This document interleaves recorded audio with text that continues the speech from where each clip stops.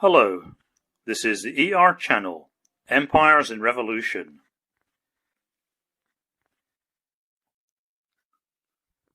The time is 6 a.m., the 19th of February, 1913.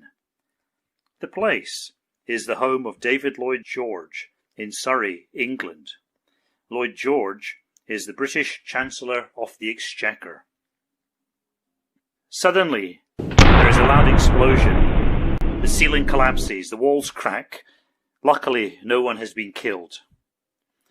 But a new force has been unleashed upon the world, the force of terrorism.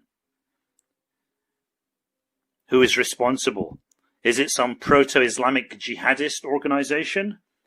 No, that sort of terrorism lies far in the future.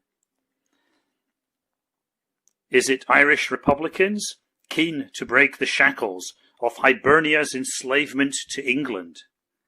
No, after the struggles of the past, Irish nationalism has long been a political force and will not engage in asymmetrical warfare for a few years more. So, who has invented terrorism? Why? The ladies, of course.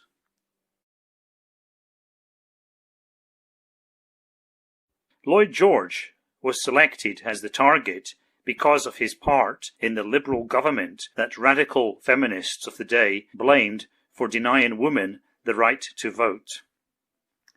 Yes, the first terrorists of the 20th century wear petticoats and corsets, and now they had escalated from acts of petty vandalism and setting post boxes on fire to actual terrorist bomb attacks on the home of Britain's second highest ranking politician. No wonder that many men thought such over-emotional creatures were unfit for the suffrage. A particularly surprising detail in this dastardly attack is that the woman who carried and placed the bomb was none other than Emily Davidson. Check your children's history books and you will find no mention of this act paired with her name. It has been largely airbrushed out of history. Instead, you will find that Emily Davidson was the heroic suffragette who tragically threw herself under the King's horse at the 1913 Derby in order to make a pathetic protest on behalf of women's suffrage. That event happened just a few months after this bomb attack on Lloyd George. Emily Davidson, it seems, certainly had that kamikaze spirit that we see in Islamic jihadists in our own age. But now all you get is the airbrushed version of the suffragette movement, of women as pathetic victims of an evil patriarchy. This is far from the truth. Victorian women, it seems, were far more formidable than their feeble post-feminist successors. Even though Emily Davidson planted the bomb, she was not arrested.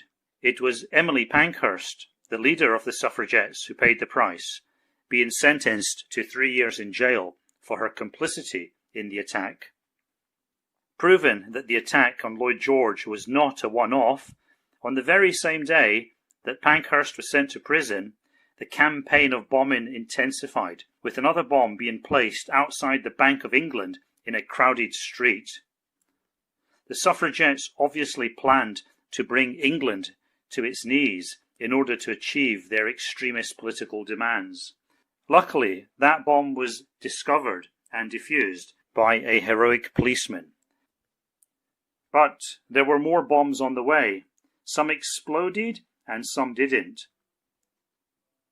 What strikes the historian, however, is the totally indiscriminate nature of suffragette bombing.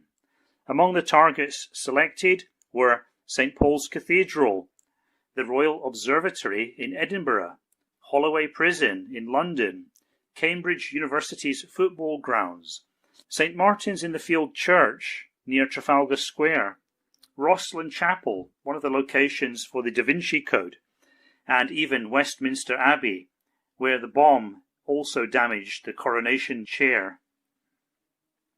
In fact, the relentless bombing campaign continued all the way up until the outbreak of World War I in 1914, when the radical feminists of the suffragette movement discovered that a much more effective way of killing members of the patriarchy was to give them the white feather and send them off to their deaths in the mud of Flanders.